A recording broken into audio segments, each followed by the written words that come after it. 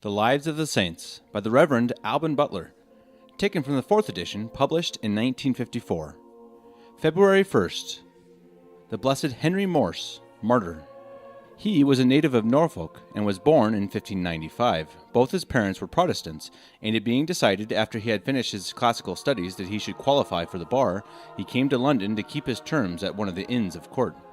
By a sort of irony of destiny, these hostels of law were, even in the worst of the penal times, the favorite resort of Catholics, though the bar had been closed to the professors of the ancient faith after the Gunpowder Plot of 1605. The statute, however, was constantly evaded down to the Revolution of 1688, and it is possible that Mr. Morse may have been acquainted with Catholics while a student. But be this as it may, he soon began to entertain serious doubts as to the claims of the Protestant established church, and in 1618 left England for Douay College.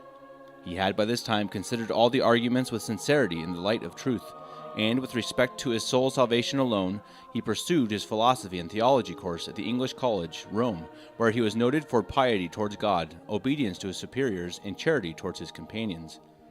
After being ordained priest in 1624, he almost immediately came on the English mission, only to be seized shortly after landing and thrust into a dungeon at York Castle, where for 3 years he endured all the miseries of want, filth, and cold. His sufferings, however, were somewhat alleviated by the companionship of a fellow prisoner, Father John Robinson of the Society of Jesus. He also labored for the spiritual betterment of some of the felons, and 2 of these latter, a man and a woman, repented of their crimes and went to the scaffold professing themselves Catholics. Even the judges who came to hold the assizes were impressed by the complete change for the better that had been effected in these notorious criminals, and owned that Mr. Morse had succeeded in making them amend their lives. It was probably the good impression thus afforded that caused the subject of these remarks to be reprieved and banished, which he was in 1627, when he at once made his way to the Jesuit College of Wotton in Belgium. He had before coming to England declared his intention of joining the Society of Jesus, and the hard novitiate in York Castle seems to have confirmed him in that resolution. At Wotton, his usual exemplary piety greatly edified all beholders, while his unflagging zeal found abundant scope in administering to the many Catholic soldiers then in Flanders, as part of the national contingent sent to aid the Protestant allies in their struggle with the Imperialists during this stage of the 30 Years' War. But by 1636, Father Morse was back in London, then in the grip of one of the oft-recurring plagues of the period. He was unwearied in his spiritual labors among the sick of all denominations, and in a comparatively few weeks is said to have visited over 400 families. It was, however, this heroic and self-sacrificing devotion to one of the most trying of duties that indirectly brought about the second arrest of the zealous missioner. He was indicted before the Lord Chief Justice, Sir John Bramston, for having heard the confession of a nobleman, and having administered the extreme unction to a dying woman. His lordship, a very patient hearer of cases, was on the whole favorable to the accused, and the jury found him guilty of being a priest, but not guilty on the charge of seducing his Majesty's subjects.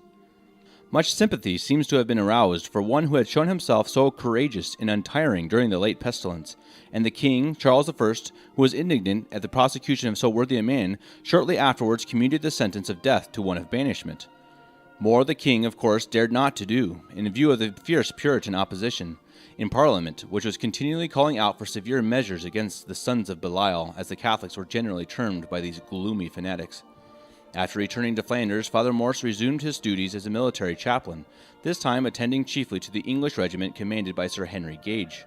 Sir Henry was a member of the ancient Catholic family, the Gages of Furley, and later achieved a noted place in history as governor of Oxford for Charles I during the Civil War.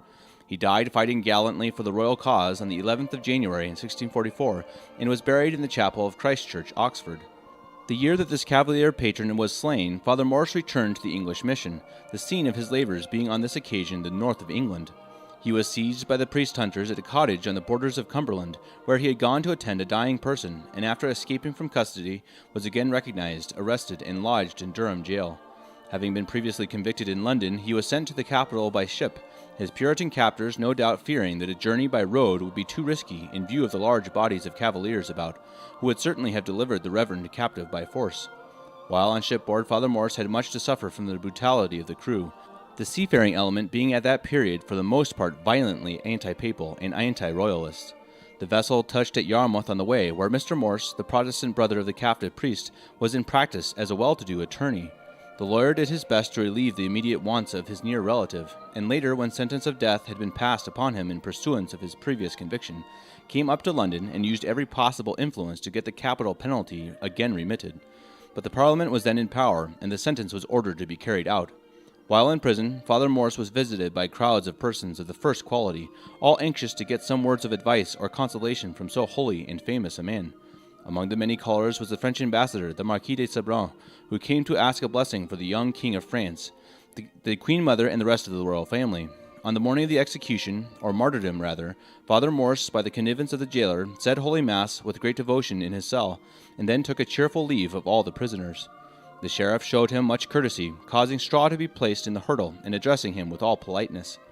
At the latter end of the Oxford Road, the French ambassador, and suite in carriages and on horseback, joined the procession, and accompanied it to Tyburn.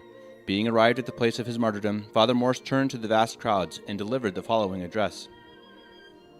I am come hither to die for my religion, for that religion which is professed by the Catholic Roman Church, founded by Christ, established by the apostles, propagated through all ages by a hierarchy always visible to this day, grounded on the testimonies of Holy Scriptures, upheld by the authority of fathers and councils, out of which, in fine, there can be no hope of salvation.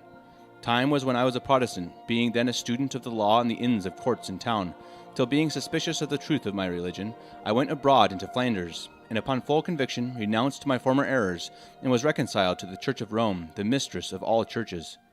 I pray that my death may atone for the sins of this nation, for which end, and as testimony of the one true Catholic faith, confirmed by miracles now as ever, I willingly die. It was declared by the prosecution at his trial that Father Morse had perverted to the Church of Rome more than 560 persons in London alone.